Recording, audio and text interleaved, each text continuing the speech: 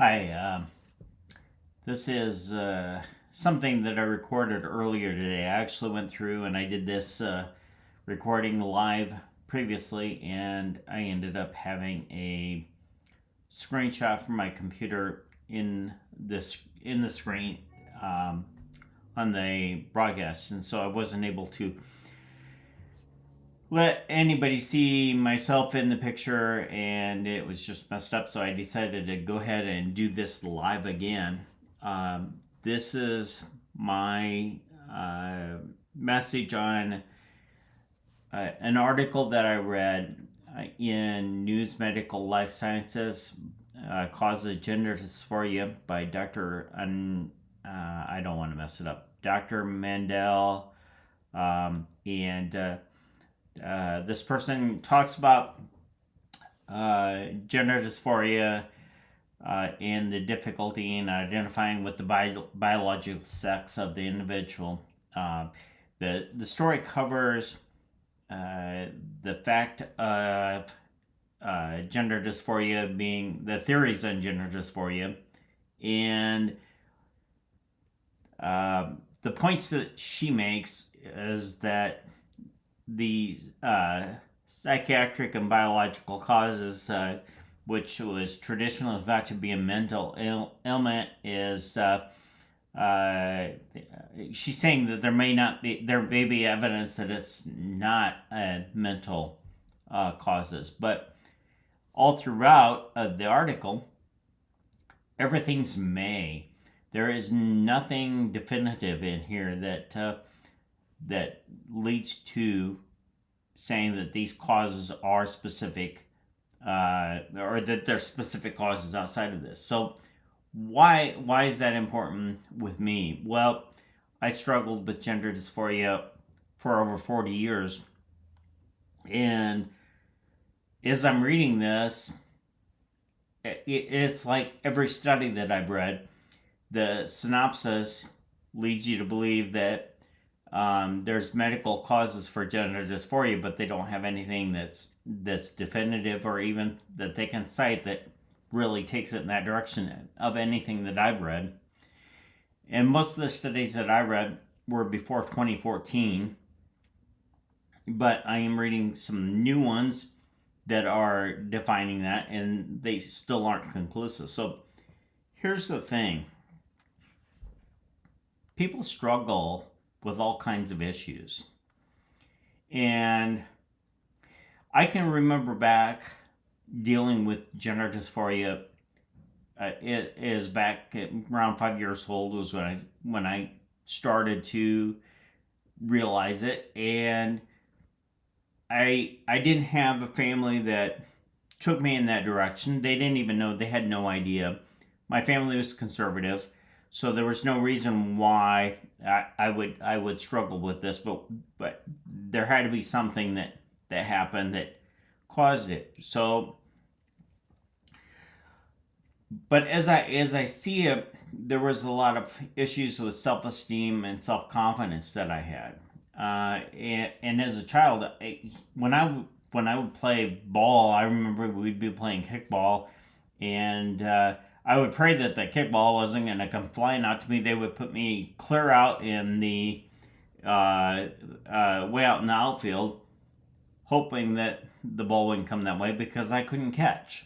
I still can't catch, and I hoped that I would be able to catch all my life, but that didn't happen. So that was difficulty, and I wasn't good at sports. I just wasn't good at what you did with a lot of things kids did, and that made me feel alienated and on the outskirts. And then at one point I found the Sears catalog, the Montgomery Ward's catalog, the JCPenney catalog, and I started looking at the dresses and so on that were in the catalog, and it brought comfortable feelings. So I thought, well, if I could just change myself, that I would be normal and everything would be okay. So I went through life until my late 40s not telling anybody about this, And I finally broke down and I said, I can't take it anymore. I decided to go on, tell everybody, and then I went on hormones right away. And I mean, I literally walked into a clinic in Iowa City and told the nurse what I was dealing with. And pretty much 15 minutes later, walked out with a prescription for spironolactone and estradiol. So I was immediately on hormones. A lot of thorough studies went on during that time, obviously not. And I think it's still pretty much the same way.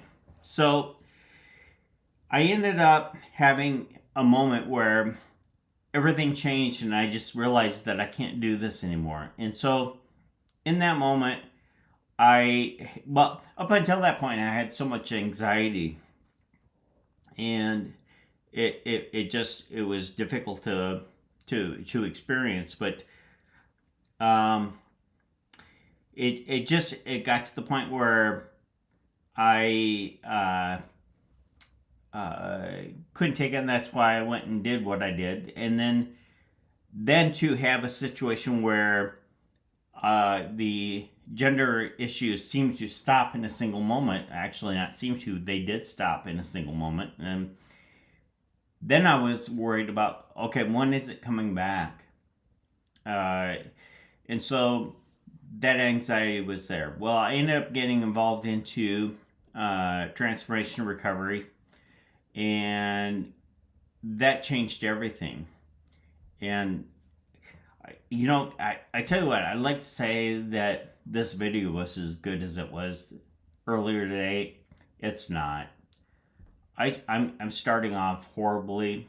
So what I'm going to do is I'm going to go back to where I was this afternoon. And I'm going to talk about some of the people that responded to this article. Instead of telling you my story over and over again, I'm going to talk about what the comments were on this article, because it's interesting. If I stick to that, I think I can share something that might be valuable for somebody struggling with gender issues, themselves personally, a family member, or even just society. Because let's face it, gender issues are impacting everybody, and people just don't understand it. People that are dealing with gender issues, and the people that don't have gender issues but have to deal with it in society. So I'm gonna read this comment that was left by somebody. This comment was left in 2015, and so this article's been out there for a while. But this person says, since my earliest memories, I felt something was wrong. Well, I understand that. Back to when I was 5 years old, I spent my life thinking something was wrong, right up until the time actually probably up until 7 years ago, I started to shift around and realize what was wrong. And there was something wrong. I think that people with gender dysphoria think that nobody can understand them. And in truth, nobody really does understand them in the way that they see things.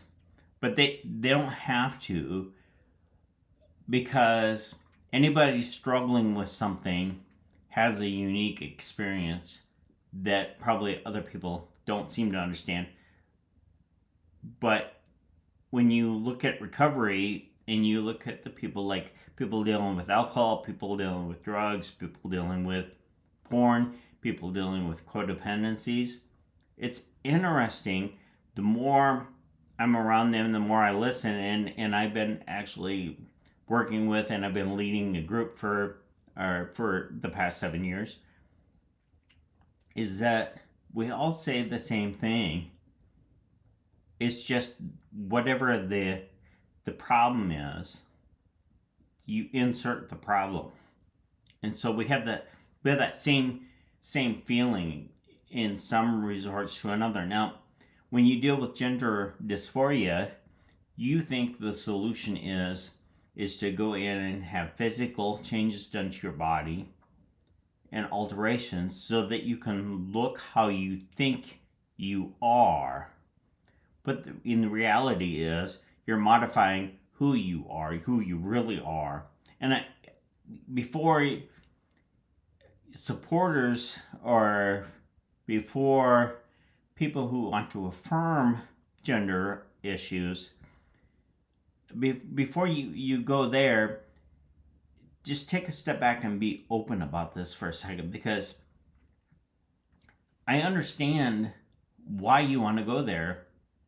I wanted to do it myself, and I couldn't see a way out. But then I was able to open my mind, and it's taken me 7-8 years to fully understand that in reality,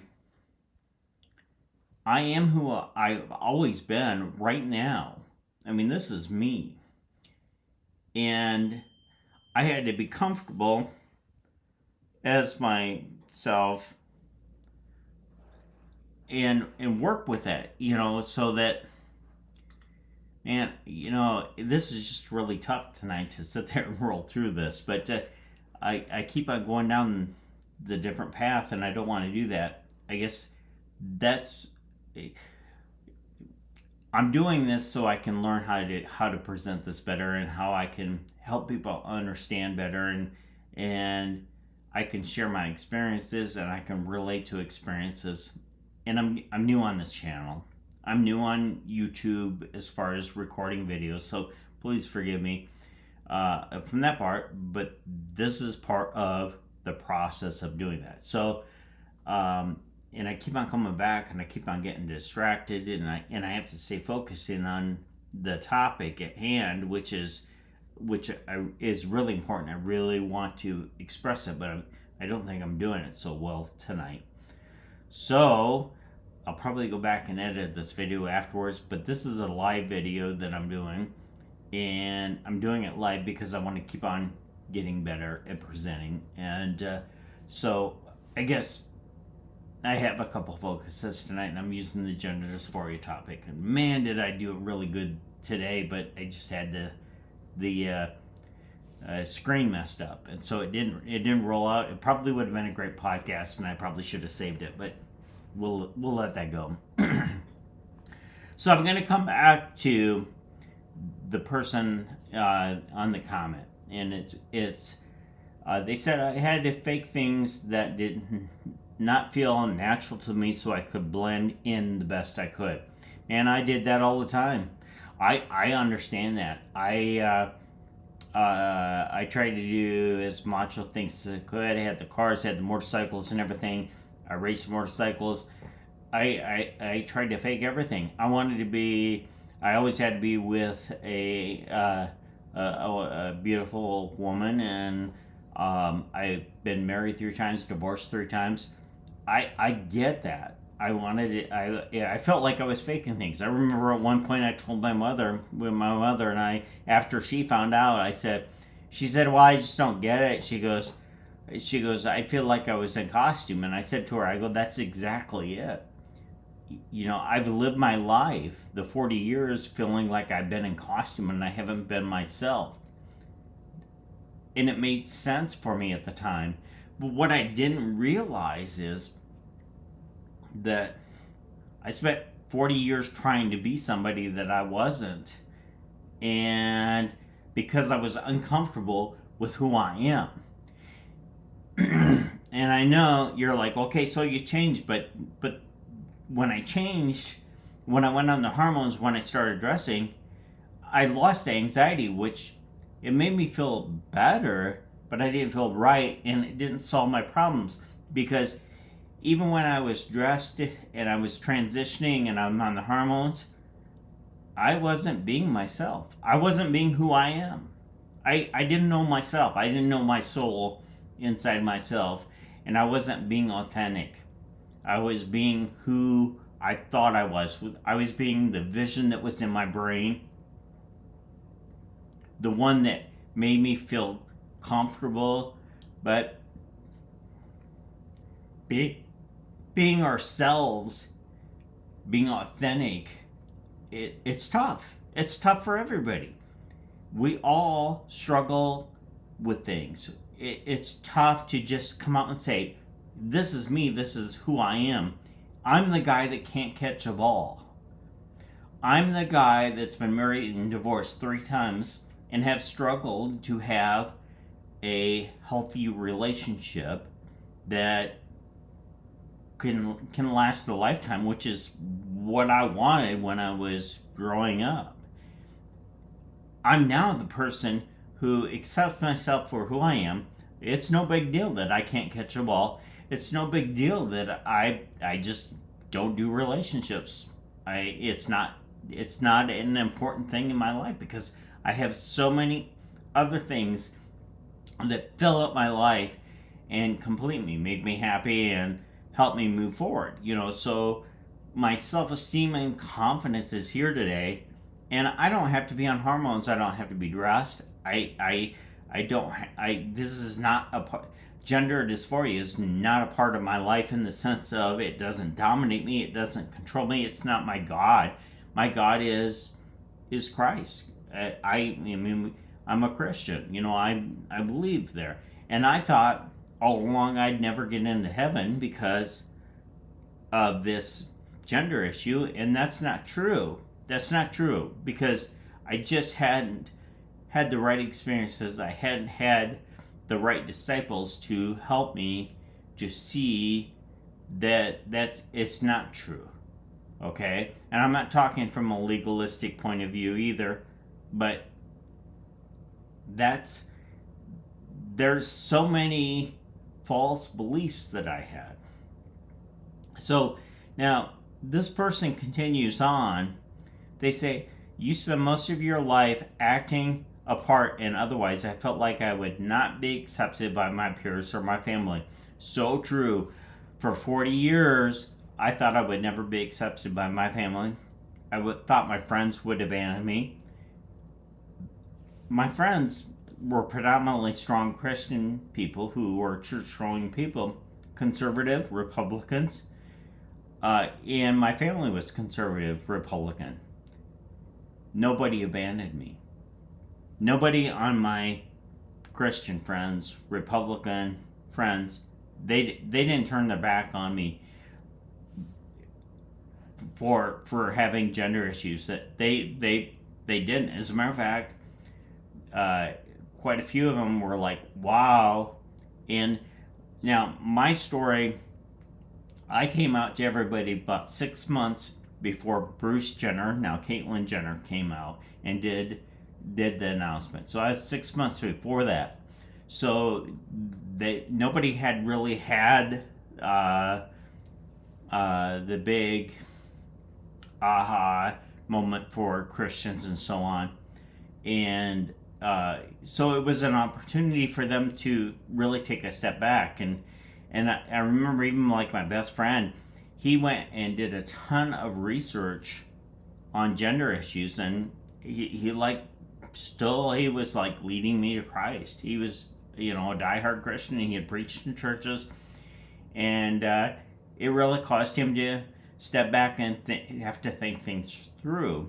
And so, that's not going to happen. Now, I know that there's a lot of people that think Christians turn you back, but you have to understand that just because a church doesn't fly the rainbow flag and it says LGBT and all that, there are diehard conservative churches that want transgender people to feel welcome, to walk into the door, because their mission is not to affirm transgender people. Their mission is to help others to know Christ, to love God, love people, make disciples. If you find a church like that, you're going to find a conservative church that will refuse to get into an LGBT debate with you. But what they will do is they'll let you know what the gospel is. They'll love on you. They'll walk with you. They'll help you with what you're struggling with, and they'll welcome you into the church. what they won't do is fly a rainbow flag for you or be a part of the activism on it, because that's not the mission of the church. The mission of the church is to help people to know Jesus Christ and to help them walk in the Great Commission, and that's it. That's what it's about. And so when you fly a flag in front of a church, then you're of this world and you're thinking about things of this world. And you're entering into a debate of this world. And that doesn't end up going well for anybody. It really doesn't. It doesn't help the person that's struggling with gender issues. It doesn't help the family members of somebody that's struggling. It doesn't help society, because we aren't dealing with the specific issues that are really at hand, and gender issues are part of something bigger. This person says, I look back on my life and I had memories, but in many ways it all felt like a fog. Even though I remember that way, back in 2013, this person's dad passed and the walls they had put up started falling. Many memories as they stepped away started coming back in a rush, and realized why they spent so many years in depression and feeling miserable. Actually, I think this person's probably always been dealing with that, because when you think you're somebody you're not, and you have to change, and you haven't, you know, when you go through, people who go through gender transition, you know, they're going to lose some anxiety because they're doing something, they're taking action, even though I don't believe it's the right action, but they are taking action. And it doesn't matter what I believe, it matters what they believe. Just like when I did it, it mattered what I believed. Now, that doesn't mean that you're right. That means that you're moving forward. And so that can bring some comfort, a little bit of comfort. But you still have the same problems that you've always had. And you get new ones because you're modifying your body, you're modifying the way you look, you're modifying your approach in society, and people have to learn, and you're navigating new issues that are coming through. And so, is it being the real you by turning yourself into somebody else, or are you actually trying to undo who you really are, and will that create more problems down the road? Because it's very stressful. I mean, changing genders does not automatically fix the problems. Most people, they go through gender change, they don't look like the self-image that they want to look like. It just doesn't happen that way. And even those that look fantastic and come out just, you know, with stunning transition changes, they go through, a lot of times they go through still the same issues, and they have to get back to self. So what happens to somebody that goes through and has top and bottom surgery, and all of a sudden they figure out who they really are? They're that person they were born as. Now their body's different. They have to get comfortable with themselves. And I see people who have changed genders that do get comfortable with themselves. But one thing I notice is as they're sharing their experience, I'm realizing that everything that they're saying is that they could have got comfortable with themselves as their biological self. It's just that these are the consequences, and these are the changes they've made in their lives, and they've just got their life right. They found the therapy, they found the way in their mind to get them right. And so it's not about the body, It's not how you look. It's not about what you can or cannot do. It's about finding yourself really deep down inside of yourself. And you can do that no matter what you do, no matter how you dress, no matter how you look. And life's a lot easier if you don't go through all these changes. But if you focus in on getting to that person, getting to who you are as your soul. And I know that doesn't sound easy. It's not. It's a struggle to do. I have to tell you, after 7 years of going through 12-step programs, and I don't drink, I don't do drugs, but I replaced those things with the things I was struggling with. And it was my anxiety, my self-confidence, self-esteem, and some codependency. And working through those things made me realize that my watch is working through those things made me realize that I could have done this way before. And I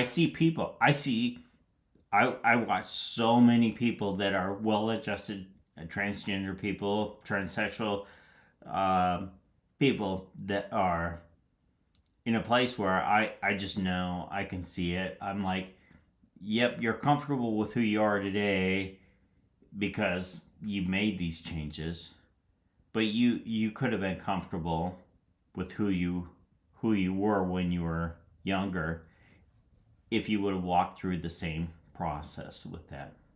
And so I just know it. I realize this is messy, but if you're watching it and if you want a deeper meaning of what I'm suggesting and what I've experienced, and I'm not telling you this as an expert, I'm telling you this as somebody that has lived this, that has gone through, and I think it's the ultimate. I've gone through the ultimate transition, and it's not transitioning from male to female and back from female to male. It's transitioning from being the person who I thought I was to being who the person I am talking to you today. I mean, I really enjoy my life. I got peace, joy, and happiness. I love myself. And it doesn't matter where I'm at or what I'm doing or how hard things are. I'm very comfortable being me as you see me today. I like myself. I just flat out do. And my self-esteem, my self-confidence is there. It's like I'm fumbling through on the video tonight, but I've got all these things that are rolling through my head that are causing this, and I'm new at this. I haven't perfected this. I haven't perfected doing videos, so that's why I'm stumbling there. It's not that I'm uncomfortable telling you or showing you myself and how I'm feeling. Okay, so now this person has made a decision, and they say at this point many would think I would go off and get HRT and get surgery, but no, I'm one of the few who has elected not to because I can't stand the thought of losing everyone I love. I know that too. I was so scared all my life, but it got to a point where the anxiety was so bad that I'm like, I have to do something. And so I chose to go on hormones. I chose to tell everybody and risk losing everybody. So this person is worried about losing everybody. They're probably not going to. But there are probably a lot of people that still today are afraid to tell everybody who they are. Now, I would not be afraid to tell people who what's going on in your mind. You can do selectively. You can go and get therapy, get help, but be careful because there are so many people that are just when they hear transgender, they're like everybody has to be affirming, okay? And I'm not against people who want to change genders. I'm not against that. You know what? Do what you want. What I am against is the affirming part of it. Because this isn't a deal where you've known all your life that you're born in the wrong body, that you're feeling this way. The thing is is that our mind, our subconscious mind, it can do things, and our experiences can do things that cause us to believe without a doubt we're in this narrow pathway that says, this is your life, this is who you are. I mean, I know it. I used to go to bed at night saying, God, please just let me wake up a girl because I want to get this over with. Why didn't I say, God, will you just please take this burden off of me so that I don't want to be a girl, that I can be the boy that I am, that I can be the way that I am. And more importantly, not even are you a boy or a girl, but God, can you help me out with my self-esteem and my self-confidence? Can you make me feel better about who I am? Can you help me deal with the struggles that I'm struggling with? Lord, I'm going to trust you to help me with those things. Why wouldn't I say that instead? But I had my blinders on, and and I had that belief that I wouldn't be accepted into heaven because I dealt with this gender issue. I had this belief that that my church I go to, I drove past for probably 10 to 15 years, drove past all the time, and I'm like, you know what, I'd really like to go there, but they'd never accept me because I know that they're a strict Bible-based conservative church. But the truth is, they're a church that's a strict Bible-based church that focuses in on loving God, loving people, and making disciples, of leading people to Jesus Christ. Okay? That's what they're focusing on. They aren't focusing on saying you're a bad person because you have these problems. My church is a hospital for sinners, not a country club for saints. And they realize, everybody that goes to that church realizes we're all sinners. That we all have challenges. I mean, just because I no longer have to deal with gender dysphoria, I no longer have that going through my mind on my own personal struggle, doesn't mean that I don't sin. I sin every day. I do it. We all do things that would disqualify us. But that's why having a good understanding of who you are in Christ changes all of that. Unfortunately, there are churches out there that aren't so focused in on that.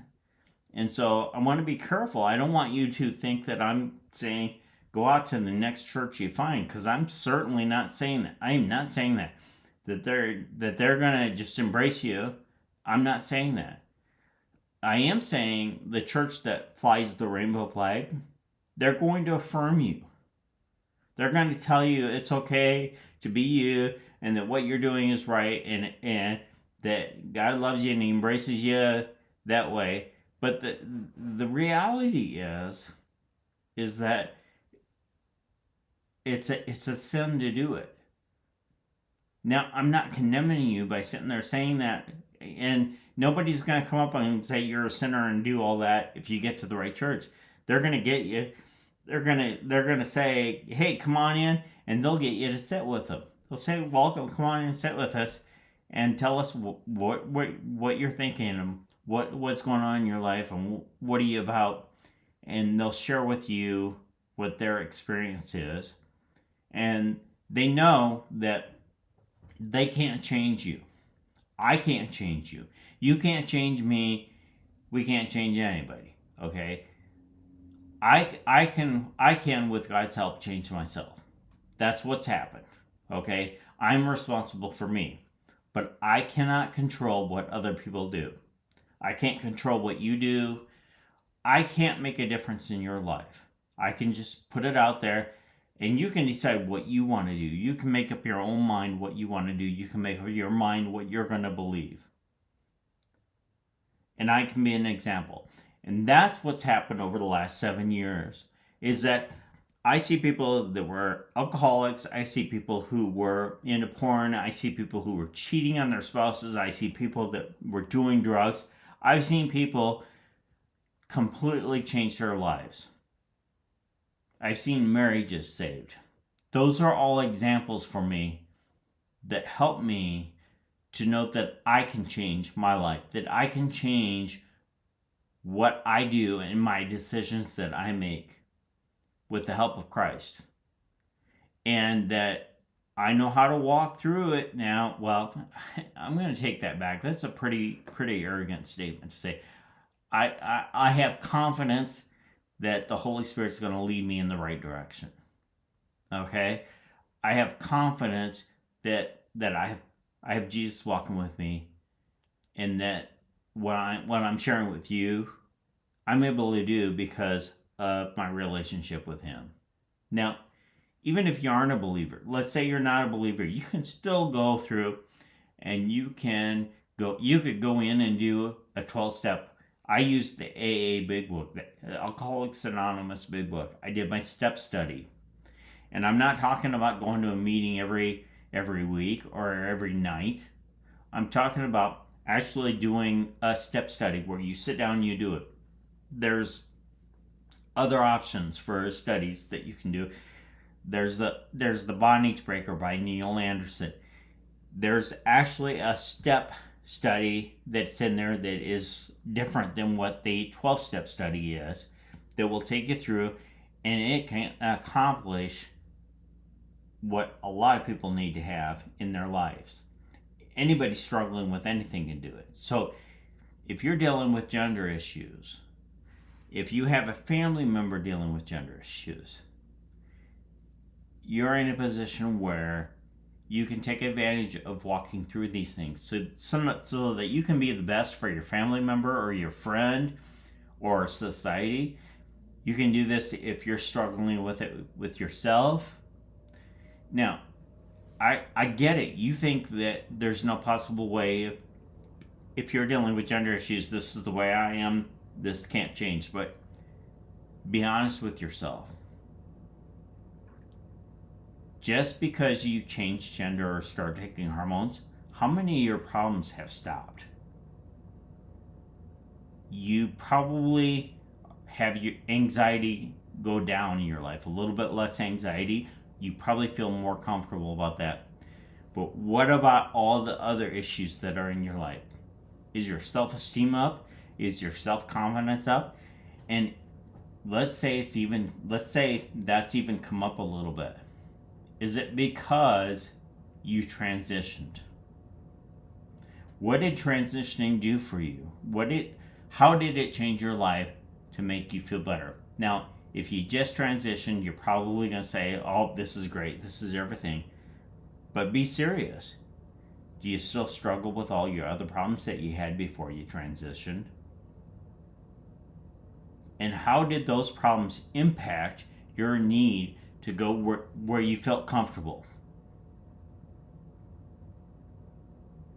Think about that for a second. Actually, for more, take some deep thought about that and start asking yourself those questions and see if that you have those other things to work through. I'll guarantee you do, because we all do. And even the most perfect person that goes to my church, that serves in everything, that does everything right, that everybody honors, no matter who it is, they have things that they're struggling with too. We all do. We're human. We're not Christ. We're not perfect. It's a part of life. Okay? The good news is no matter how hard it is, no matter how much you struggle, that there is a way to do it and have peace, joy, serenity, and maybe you can get some happiness out of the deal. So think about that. If I'm so blessed that you've watched this video and that I've hit upon something, or maybe I've caused you to have a thought and you're confused, you need help, you need some guidance, or maybe I haven't explained myself that well, maybe I've done a really poor job here, but I sparked some interest.